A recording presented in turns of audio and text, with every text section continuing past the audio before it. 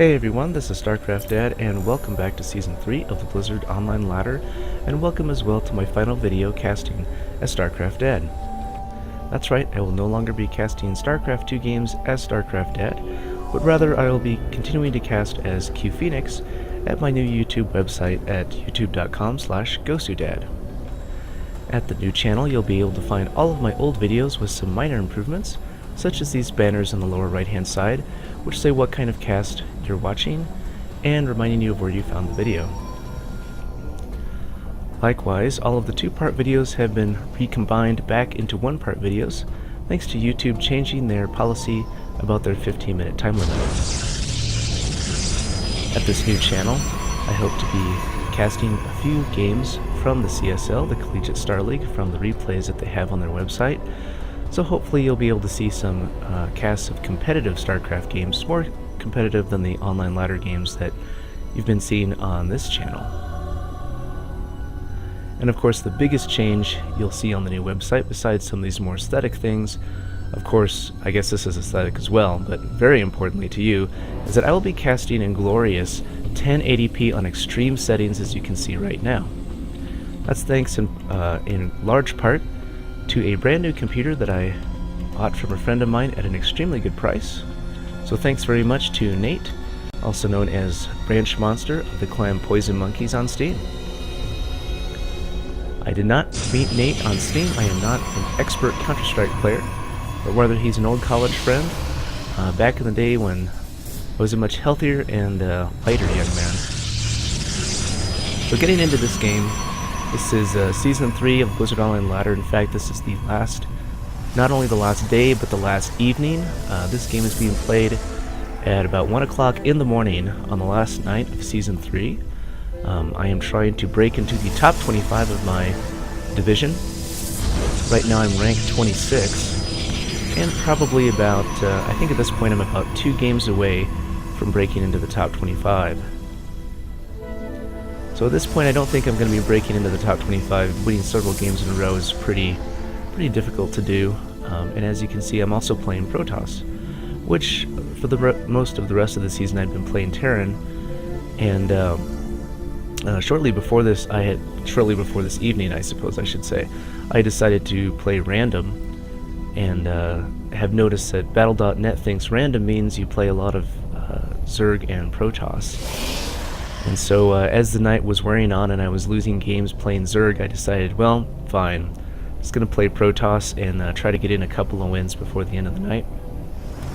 So my opponent, Exia, is also qualifying for Season 3 on this game. And he's got a nice little wall off up here with the double pylon, a gateway, and a cybernetics core, a nice little buffet of Protoss buildings at the front, and myself putting down a proxy pylon at the back of his expansion. Both players have scouted out each other's bases. He's jumping back here to see if there's any kind of secret tech hiding back there. He's going to see that I've only got 2 warp gates, so we're pretty much on par with each other. I'm ahead on 1 warp gate, but he's corner boosting out his warp gates here. Sorry, I'm ahead on 1 gateway. Just corner boosting out this warp gate technology here, and he's got a sentry out here to guard this front door, which is an excellent defense. And if we look over here on the production tab, we can see that my warp gate technology is slightly ahead of his, and I'm building up to a 3rd gateway. So there'll be a brief moment of time where I'll be slightly ahead on the production side of things, but we'll see if that matters any at all. I've got 3 zealots hanging out here at the front of my base. Earlier in the evening I had been the victim of a terrible Zergling, not even a run-by, they just ran into the base. I had only 1 zealot up here blocking the entrance, and he was not on hold position, so he ran out to fight the Zerglings and they just ran in behind him. So Exia building up to 4 gates. Right here, these gateways on their way. So if I don't attack soon, I'm going to lose that slight advantage I have not warping anything up here, and supply capped at 34. So I've got room for 7 more supply, but that's going to be eaten up relatively quickly if I start warping in. Stalker's warp gate technology almost finished here. Looks like I've got a Stalker coming out, and here come the warp gates transforming as we speak. These warp gates are almost done, so Exia is going to be able to hold off this attack. He starts warping stuff in. He doesn't see this hidden pylon up here in the upper right hand side, which is in my advantage, but he has his forward pylon for himself down here already. So my units are starting to move out now, and we'll just track them as they go up the map. So Protoss versus Protoss is a pretty knife edge type of encounter. Oh, here we go. The units are encountering each other right now in the field. Let's pop on the hit points and see what's going on. So we can see that my units got spread out because I told them to do an attack move. And as expected, his units, his reinforcing units, came in and cleaned them up pretty well. I've got a couple of zealots here trying to continue to put on some pressure, but he's got several units. Now, I was able to do a warp in and come straight into the base where there's nothing here. At this point, I really should have gone ahead and killed a bunch of probes and backed off, because he's going to be able to reinforce fairly well. So his units were waiting down here back to the bottom ramp. They're going to be able to come here and cause a lot of trouble, and these units are dead just a matter of time before they get cleaned up. It would have been much more better for them to attack the probes rather than waste their attacking energy on taking down shields. The shields are just going to regenerate over time. And warping in a second group here.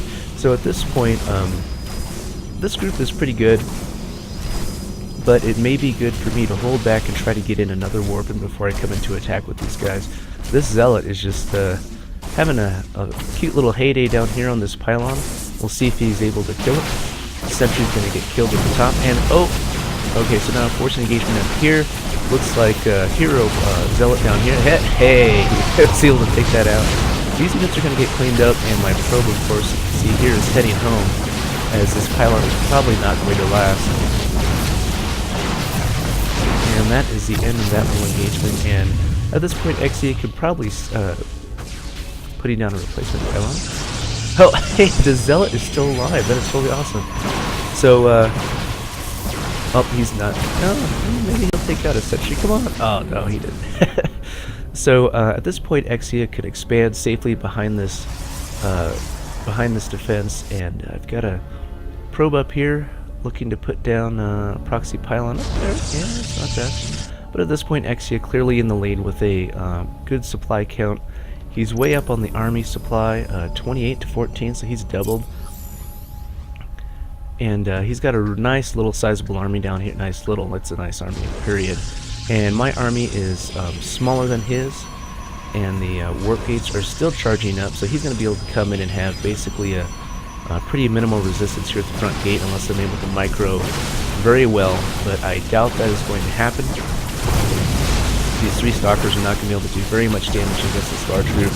Lots of stalkers down here, they can almost one-shot a single stalker with one hit. Once they get up the ramp, to get vision up the ramp, they just cause terrible amounts of damage. So, again, this game is being played at 1 o'clock in the morning, so you can see that lowers your efficiency on the time scale. As well as this was the 11th game I played in the night, so I highly recommend you, if you're trying to work your way up to ladder, not to wait 2.5 weeks before you play your final ladder games, and not to play 11 in a row, with your last one being at 1 o'clock at night. Exia doing an excellent job. Now, of course, perhaps this says you should go ahead and qualify it in the morning when people are less capable with their play. And good game and good luck for the players. And nice little clean ending to Season 3 for CuePhoenix. And a nice little game to end my career as casting a StarCraft ad. But, so as mentioned earlier in the cast, I will be continuing to cast at my new YouTube channel, youtube.com/GoSudad, G-O-S-U-D-A-D. So if you've been subscribing to my old channel, please subscribe to my new channel.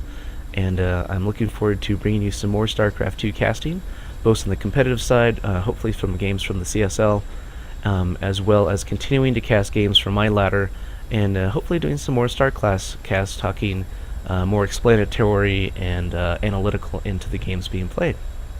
So that's it for this one. StarCraft Dad signing out for the last time. See you guys later.